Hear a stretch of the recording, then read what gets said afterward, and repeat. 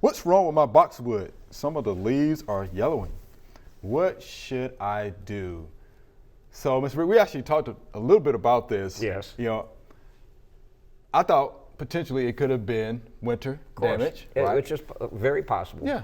Definitely not boxwood blight, though. Because I'm No. thinking it's probably what she may have thought it was. So what else did you think would cause that there's a couple things damage? possible, I think.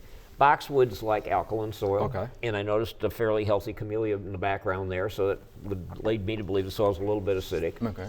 Number two, they like to be planted kind of high, and I noticed a lot of gravel around the plant and some leaves and stuff. I don't know at what depth it was planted, but you can plant them deep and they'll kind of die a slow, agonizing death over a number of years, and you could see through that plant. So I'm thinking that it's been suffering for more than just this winter. Okay.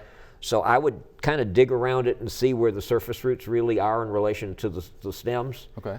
And God, that's big. I'd hate to have to dig it up and raise it up, but at least remove some of the soil around it, and then take a soil test and see what it is. It should be on the alkaline side, not on the acid side. People love to grow camellias and azaleas with boxwoods, and they do look nice together, but they have different requirements. Boxwoods, one time there was a guy from the Boxwood Society that did a program, and he showed where they grew in nature. They were on hillsides in Russia and Greece and stuff, growing out of rocky crevices, and of course they weren't little meatballs. They were, but they were thriving, and that's where they normally grow. So if you think about what our Mid-South soils are like and we try to grow them, it's amazing they live at all.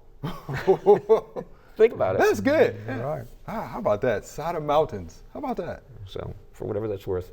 Yeah, no, that was good. Yeah, so, yeah, she's probably not going to want to hear this. Yeah. No, I mean, we have them at the garden. We love them, but you do have to watch the soil and the drainage. That's the two most crucial things. pH. So in the drainage. All right, pH. Thanks for watching. If you liked it, subscribe. We have hundreds of family plot videos for you to view.